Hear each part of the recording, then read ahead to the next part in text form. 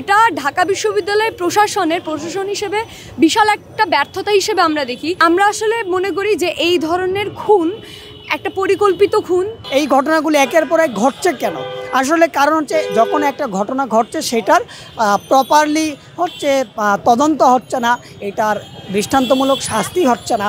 এই ঘটনায় তাকে এমনভাবে পায়ে আঘাত করা হয়েছে, পায়ে ছুরিকাঘাতে একটা মানুষ, মানে ঢাকা বিশ্ববিদ্যালয়ের এত কাছে ঢাকা মেডিকেল, এইটুকু পথ যেতে না যেতে একটা মানুষ মারা যায় কিভাবে, জিনিসটা আসলে মানে অবিশ্বাসযোগ্য। একটা সাধারণ মানুষ যদি কাউকে ছুরিকাঘাত করে, পায়ের এমন একটা আর্টারি ছিঁড়বে যেটা দিয়ে এত বেশি পরিমাণে ব্লিডিং হয়ে, মানে বাংলা একাডেমির উদ্যানের গেটটা থেকে রমনা কালী মন্দির থেকে ঢাকা মেডিকেল, এটা তো আসলে 1 কিলোও না, মানে কয়েকশো মিটারের দূরত্বে নিয়ে যাওয়ার সময়, মানে হাসপাতালে নিয়ে যাওয়ার আগেই সাম্য ভাই মারা গেছে। তো আমরা আসলে মনে করি যে এই ধরনের খুন একটা পরিকল্পিত খুন। এটা আসলে একজন স্বাভাবিক মানুষ, দুজন মানুষের মধ্যে বাঘ বিতণ্ডার মধ্যে আসলে এই ধরনের একটা খুন করা সম্ভব না। কোনো সাধারণ মানুষ এই ধরনের খুন করতে পারে না। পায়ে ছুরিকাঘাত করে একটা সাধারণ মানুষ এভাবে একটা মানুষকে এত দ্রুততম সময়ে খুন করতে পারে না। এটা আমরা মনে করছি যে এটা কোনো পূর্ব পরিকল্পিত ঘটনা, এবং যারা এই ঘটনা ঘটিয়েছে তারা অবশ্যই কোনো না কোনোভাবে সন্ত্রাসী কার্যক্রমের সাথে যুক্ত। আমরা প্রশাসনের কাছে, ঢাকা বিশ্ববিদ্যালয়ের প্রশাসনের যেই অপারগতা এই ইস্যুতে, যে আসলে আজকে 4 দিন হয়ে গেছে কিন্তু সাম্য হত্যার যে ঘটনা, এই ঘটনার প্রধান কালপ্রিট যে, তাকে এখনো পর্যন্ত গ্রেফতার করা হয় নাই। এটা ঢাকা বিশ্ববিদ্যালয়ের প্রশাসন হিসেবে বিশাল একটা ব্যর্থতা হিসেবে আমরা দেখি। এই সাম্য হত্যার ঘটনার 4 দিনের মাথায়, মানে 3 দিনের মাথায় আসলে আমরা আরেকটা ঘটনা দেখি। ঢাকা বিশ্ববিদ্যালয়ে যে ডিএমসির মোড়টা আছে, সেখানে ঢাকা বিশ্ববিদ্যালয়ের কয়েকজন ছাত্রকে একজন মানসিকভাবে ভারসাম্যহীন মানুষ ছুরি নিয়ে দৌড়ায়। তো এই ধরনের ঘটনায় আসলে উঠে আসে যে ঢাকা বিশ্ববিদ্যালয়ের এরিয়ার ভেতরে তোফাজ্জলের হত্যার ঘটনার মধ্যে দিয়ে, এবং আশপাশে এই ধরনের ঘটনার মধ্যে দিয়ে ঢাকা বিশ্ববিদ্যালয়ের ভেতরে, হলের ভেতরে কিংবা ঢাকা বিশ্ববিদ্যালয়ের সংলগ্ন এলাকাতে ছাত্ররা কত বেশি অনিরাপদ, সেই জিনিসটাই আসলে ফুটে আসে।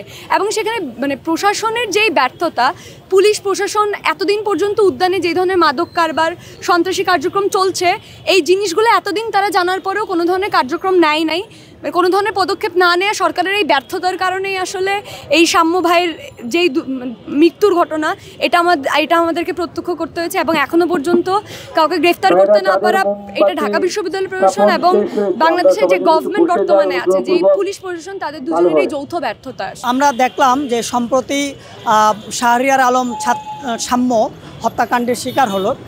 আসলে আমরা দেখছি যে এই ধরনের হত্যাকাণ্ড এইবারেই ঢাকা বিশ্ববিদ্যালয়ের প্রথম হয়েছে এরকম না। এর আগে আমরা দেখলাম তোফাজ্জল হত্যাকাণ্ড ঘটেছে। শুধু এই হত্যাকাণ্ডই না, এরকম আরও বিভিন্ন ধরনের ঘটনা এই সম্প্রতি ঢাকা বিশ্ববিদ্যালয়ে ঘটেছে। আমরা দেখেছি ঢাকা বিশ্ববিদ্যালয়ের চারুকলায় যে শেখ হাসিনার যে প্রতিকৃতি, সেটাতে আগুন ধরিয়ে দিয়ে পুড়িয়ে দেওয়া হলো। আমরা দেখলাম যে ঢাকা বিশ্ববিদ্যালয়ের মেট্রো রেলের যে পিলার, সেখানে শেখ হাসিনার যে ঘৃণাস্তম্ভ ছিল সেটা মুছে দেওয়া হলো। প্রক্টর বললেন যে ডিজিএফআই এবং এনএসআই নির্দেশে তিনি সেটা মুছে দিয়েছেন। এরকম আরও বিভিন্ন ধরনের ঘটনাগুলো আমরা দেখলাম ঢাকা বিশ্ববিদ্যালয়ে একজন নারী হেনস্থার শিকার হলেন।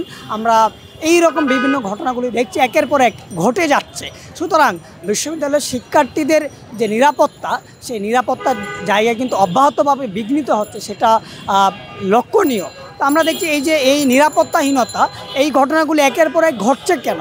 আসলে কারণ হচ্ছে যখন একটা ঘটনা ঘটছে সেটার প্রপারলি হচ্ছে তদন্ত হচ্ছে না, এটার দৃষ্টান্তমূলক শাস্তি হচ্ছে না। এই যে শাস্তি না হওয়া, বিচার না হওয়া, সেইটার কারণেই কিন্তু এই ঘটনাগুলি একের পর এক বেড়ে চলছে। আমরা জানি যে স্বাধীনতার পর থেকে এখন পর্যন্ত ঢাকা বিশ্ববিদ্যালয়ে প্রায় 60টি হত্যাকাণ্ডের ঘটনা ঘটেছে।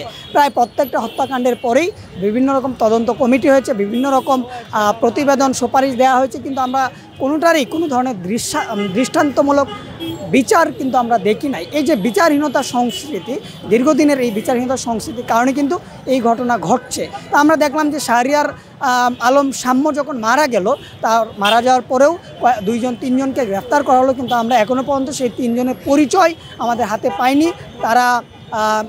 তাদের সাথে আর কে কে যুক্ত ছিল সেগুলো কিন্তু আমরা দেখছি না, অন্যদেরকে গ্রেফতার করা হচ্ছে না। এবং পুরো বিষয়টার যে দৃশ্যমান বা কার্যকর যে বিচার প্রক্রিয়া, সেটা এখনও পর্যন্ত শুরু হয়নি। এখনও পর্যন্ত কিন্তু অন্যদেরকে গ্রেফতার করতে পারেনি প্রশাসন।